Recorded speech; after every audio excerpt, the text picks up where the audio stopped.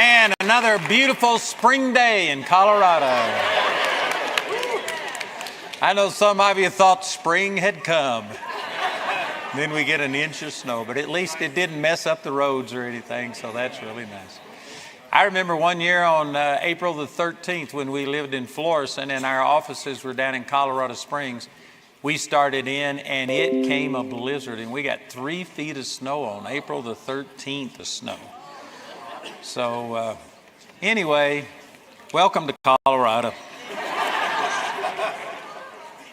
But overall, it's been really nice weather, hasn't it? It's been awesome. All right, I've been sharing on prosperity, and there's just so much, to share on it that we're just kind of hitting some of the highlights. But I've already shared a lot of foundational truths, basics, that you don't seek prosperity, you seek the Lord. Prosperity is a byproduct of a relationship with the Lord. If you are seeking to get rich, 1 Timothy chapter 6, you pierce yourself through with many sorrows and hurtful lust, which drown men in perdition. And because of some scriptures like that, and people see the negative effects of people who are seeking after riches, some people teach that you shouldn't have any, and they call it, in the King James, filthy lucre. But there's nothing wrong with money. Money is not moral or immoral. All money does is amplify what's already in your heart. And if your heart is wrong, well, then just getting money will just amplify the wrong that's in your heart. But if your heart is right, money will enable you to be a blessing. The Lord told Abraham, I will bless you and make your name great, and you shall be a blessing. You can't truly bless other people until you're blessed. And so anyway, I've been sharing that it is God's will for you to have prosperity. And it's an attitude. You have to believe that God wants you to prosper. A poverty attitude will stop the flow of God's blessing in your life. We've talked about how important it is to give. And anyway, there's a lot of things I'd still like to share. But let me turn over to Luke 6:38 and just use this passage. And I want to highlight just a portion of this verse. In verse 38, it says, Give, and it shall be given unto you, good measure, pressed down and shaken together, and running over shall men give into your bosom. For with the same measure that ye meet withal, it shall be measured to you again. And I want to emphasize the part right here that it says when you give, that men shall give into your bosom. And I want to try and present something during this brief time this morning that it's hard to get across to people. But prosperity isn't all spiritual. There is a physical, natural side to it. God is not going to counterfeit United States currency. He's not going to put money in your billfold. I actually heard a man on the radio one time that is ungodly. And it's amazing. That guy probably made millions of dollars off of that. People dumb enough to do that. God's not going to counterfeit money. God's not going to create money. That's illegal. God doesn't do that. Did you know God doesn't have money?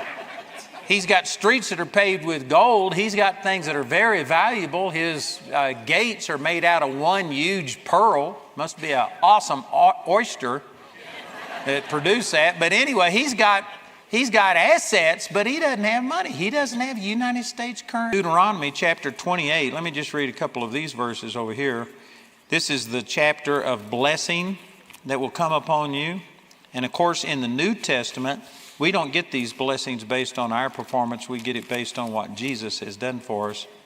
But in Deuteronomy, in all that thou settest thy hand unto, and he shall bless thee in the land which the Lord thy God giveth thee. The Lord shall establish thee a holy people unto himself, as he has sworn unto thee, if thou shalt keep the commandments of the Lord thy God. And all people of the earth shall see that thou art called by the name of the Lord, and they shall be afraid of thee. And the Lord shall make thee plenteous in goods, in the fruit of thy body, in the fruit of thy cattle, in the fruit of thy ground, in the land which the Lord sware unto thy fathers to give thee. The Lord shall open unto thee his good treasure, the heaven, to give the rain unto his land in his season.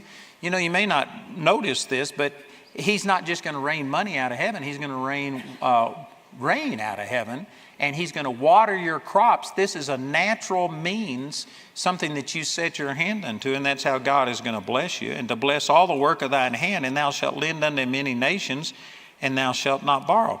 But notice up here in the 9th verse, it says he will bless you in your storehouses. Your storehouse is where you keep things, food and things like that. You have to have a storehouse. And there's a lot of people that don't ever save anything. I think the equivalent for us would be that you need to have some money set aside. And did you know when you set money aside, God will bless it? You know, there's a man in Houston, and I just forgot his name. Do you know his name that wrote that book about the storehouse principle? I think you've mentioned it. Anyway, he was a good friend of mine. I've ministered at his church. But he wrote this book about the storehouse principle, and he was reading this passage, and the Lord spoke to him and says, I can't bless your storehouse because you don't have one. And you know what this guy did? He went and took $1, all he had, and he opened up a savings account. And he says, you know, God can bless that. 100 times 1 is 100, but 100 times 0 is 0. So he started a savings account with just $1, all he could put in it. And when I was at his place, he owned probably, I'm not sure, but over 100 acres. They had a camp there. They had a train on the place. They had buildings that would seat 2,000 or 3,000 people that was paid for. And all of this started with him saying that I'm going to start a storehouse and God's going to bless it. So put all of these things together. You give, and men give into your bosom. God will bless the work of your hand. He will take your storehouse and multiply it. He will cause rain to fall out of the heavens and water what you have done. But see, there's a balance between it being supernatural and yet natural at the same time. And I meet people all of the time that are just believing God for money, and yet they don't have any vehicle, any way for God to get money to them. You need to be working a job is the minimum. Everybody needs to be working a job, or you can get to a place to where you start taking money and you invest it and you things like that. You can become an employer at least and start doing something, and God will multiply what you set your hand unto. Look over in the 24, and when they were come to Capernaum, they that received tribute money came to Peter and said, Doth not thy master pay tribute? He saith, Yea. And when he was come unto the house, Jesus prevented him. In other words, Jesus knew what he was going to say. The Lord knew everything that had gone on, even though he hadn't told him. And he says, What thinkest thou, Simon? Of whom do the princes of this earth take custom or tribute? Of their own children or of strangers? Peter said unto him, Of strangers. Jesus saith unto them, Then are the children free. Notwithstanding, lest we should offend them, go into the sea and cast in a hook and take up the fish that first cometh up. And when thou hast opened his mouth, thou shalt find a piece of money. That take and give unto them for me and for thee. Boy, that's amazing. But did you know that this combines the supernatural and the natural? And he knew that somehow or another this fish had eaten something that got money in his mouth, and it was supernatural the way that God led Peter to the fish. God will provide, but he's not understand this, get so spiritual that they're just sitting there waiting on God to supply. Or you can get in a ditch on the other side and get to where you don't think that it's up to God.